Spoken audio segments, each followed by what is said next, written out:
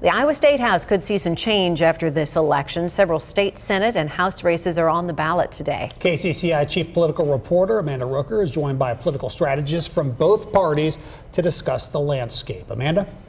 Well, Tyler Campbell, our Republican strategist, Jeff Link, our Democratic strategist, thank you both for joining us. I want to talk about these state legislature races because right now Republicans hold majorities by a wide margin in both the Iowa House and Senate.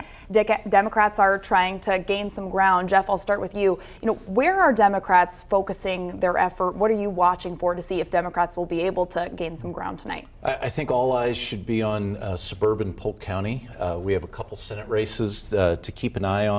We have an incumbent Democrat, Sarah Trone Garriott, is facing a tough challenge from a Republican candidate out there.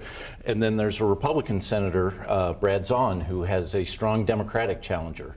And I think those two races will be really important. If the Democrats are going to try and chip away at the Republican Senate majority, they really have to do it in suburban districts like this.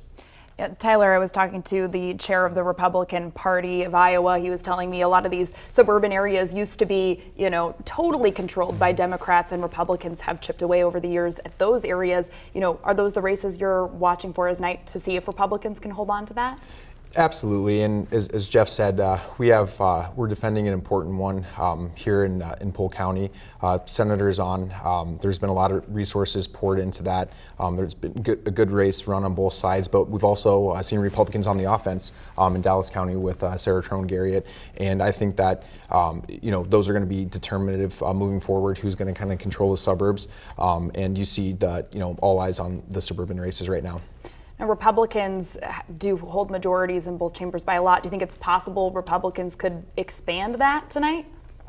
I think there's a possibility. If Trump ends up running, as well as some forecasters that projected here in Iowa, and we see some of these other folks that have not necessarily been identifying themselves in polls come out in stronger numbers. If we see males kind of catch up and come out at a higher percentage than we have in the past couple cycles, then I do see that foresee that there's an opportunity for Republicans to expand the map a little bit here in the state house races.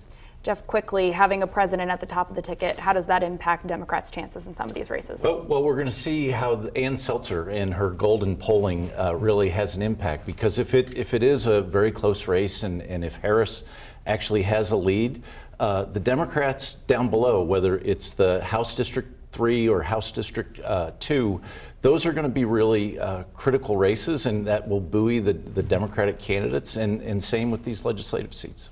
Well, Jeff, Tyler, thank you both for joining us. You'll be here all night as the results come in, so we'll continue checking with you.